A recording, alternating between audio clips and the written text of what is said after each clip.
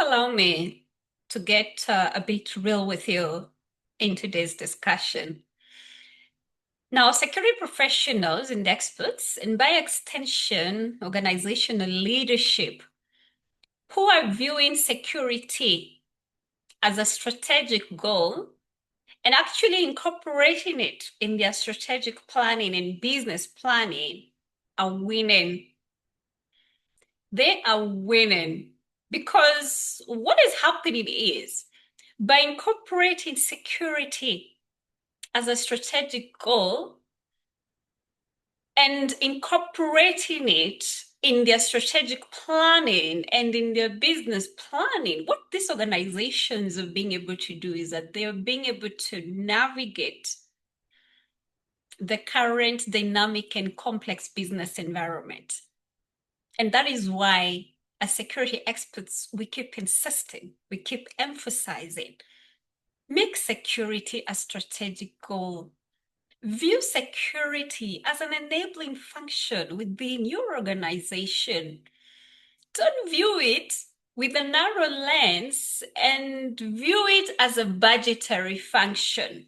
In this video discussion, we're going to see how strategic planning and business planning intertwine and become key components within security risk management. Welcome to Security Nuggets Podcast, a professional channel that engages on security risk management insights and perspectives for continuous learning purpose. And I'm your host, Ashley, a security risk consultant, and it's always a pleasure to have you joining in these discussions. And without further ado, kindly let's dive right into it. Ideally, strategic planning sets the overall direction and long-term vision for an organization. And security risk management comes in to ensure that an organization is able to navigate through any threats and uncertainties in order to achieve those vision goals, all right? By that elaboration, you can clearly see that organizations that integrate security risk management into their strategic planning are able to proactively identify potential threats. They are able to proactively mitigate against those threats, and they are able to effectively allocate resources. Now, let's elaborate on business planning. All right. Now, business plans are detailed action plans that literally break down the strategic goals. They break down strategic goals into various tasks and activities, or processes that take place within an organization, all right? And security risk management comes in because what it does is that it integrates security considerations within those business activities and business processes and business procedures within the organization, all right? Now, let me expound more on the business planning aspect, all right? Sometimes, and especially in this podcast, you will hear me many times referring the security department as a security function. There's a reason for that, all right? For every organization to thrive in what it's doing, what in terms of its specialty. For instance, an organization could be in the financial sector. It could be a bank. It could be a financial institution. So basically, its core goal is to provide financial assistance and store its stakeholder savings, invest in its clients' businesses, help their clients expand in their businesses, provide asset financing services for their customers to thrive in business, etc., etc. Okay, so that is its core goal, all right? But for it to thrive, it has different departments. under it. You find that the bank is having a credit department. It is having a payments department. It is having a loans department. It is having a savings department. Okay, so those departments are basically what you'd also refer as business functions, because they are running in line with their specialty, but they work together, they synchronize to work together so that the ultimate goals of the financial institute can be achieved. All right, I can use another business organization as an example. All right, maybe a hotel, which is in the hospitality sector, right? Now, when you look at a hotel, it takes a lot. It takes a lot for clients and travelers to walk into a hotel and enjoy the experience. All right. Now, for instance, the hotel will have a front office department. It will have the housekeeping department. It's gonna have the culinary department, right? It's gonna have the bar department. It's gonna have the security department. It has a lot of departments, all right? Those departments can also be referred to as functions, business functions. For instance, the reception of front office business function, the housekeeping business function, because ideally every business is supposed to be run with that business mindset. Every business is supposed to be operated as a business, because the holistic goal of the business is to thrive in the hospitality industry. All right, the security department is supposed to operate as a security function. It's supposed to operate with that business acumen mindset, okay? Because, and this is very important for organizations within the private sector, okay? Because most organizations in the private sector, their main goal is to thrive in business and make profit and expand in business, all right? So every department or function in that organization needs to run as a business function, obviously demonstrating its main specialty. All right. So again, when it comes to business planning and incorporating security risk management within it, the idea here is to make sure that we have integrated security risk management through recommended and proposed security considerations in every business function within the organization, so that when every business function is running its different activities and processes and procedures, especially those very critical ones, security comes to play. All right? Security comes to play, and the threat level is managed and mitigated. Okay? Simply put, the connection between strategic planning and business planning when it comes to security risk management lies in their shared focus when it comes to an organization's long-term business success and its resilience, all right? By aligning security risk management with strategic and business plans, organizations are able to create more robust and resilient security programs. Now, let's put the two into context: strategic planning and business planning, all right?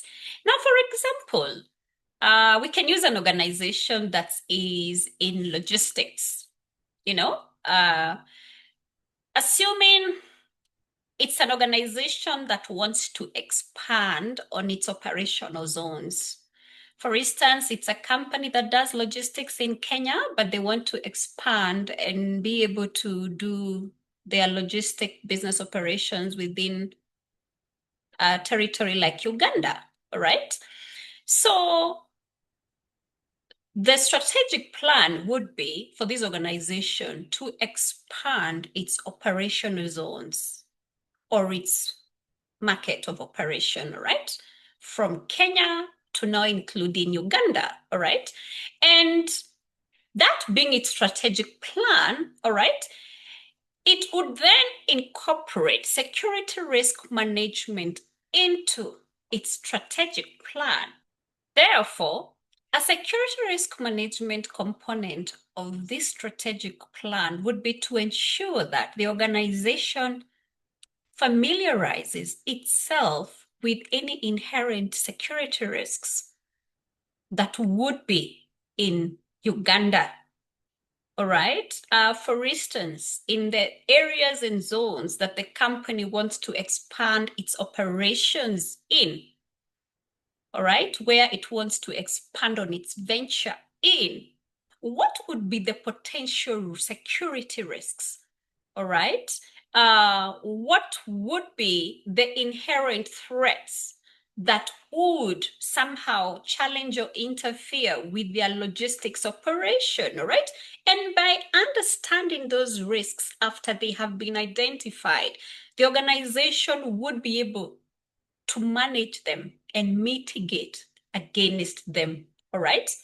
And this would mean that by the time they roll out that expansion to Uganda, the organization would be able to carry out and conduct its logistic operations with very minimal security challenges, all right?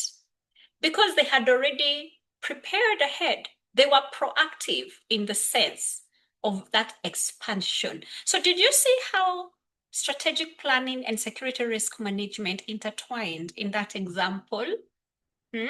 The strategic plan was to expand its operations and incorporate Uganda for the expansion of the business venture. And security risk management is pulled into the strategic plan to ensure that, all right, uncertainties and threats that have to do with security have been identified and managed and mitigated. So when that expansion is rolled out, it is conducted with very minimal obstacles or obstructions, all right? So basically, the organization is not expanding blindly. They are not expanding into that new territory blindly. They are very familiar with the context of that area. They are very familiar with the security challenges in that area. All right. They are very familiar with the regulations and standards of that area. So when they delve right into expanding and they put the expansion into practice, then they will be able to achieve that strategic plan and by extension be able to grow in business and thrive and make more profits and grow the revenues, all right? So that's just one example, all right? But you can see how the two contextualize. Now let's also look at business planning, all right? How can we contextualize business planning using the same example of the logistic company, all right? Now, as far as business planning is concerned, this would entail that under the security risk management framework, a security risk assessment process is conducted so that the organization can better understand where security considerations would need to be input, all right? For instance, one of the business functions within the organization could be fleet management. Obviously, this being a logistic company, I would expect the organization to have a department that focuses on fleet management, all right? So we would expect through the fleet management function to better understand what are the security controls that have been put in place to make sure that the fleet is secured when in transit, all right? For instance, are we having car tracking security system for the vehicles? Are they being tracked when they're on the move or when they're parked? All right. And also, when the vehicles are loaded with cargo and they're on the move, how well are the locks secured? Can a driver be able to park the vehicle in the middle of the road and access the locks and open and access the merchandise inside?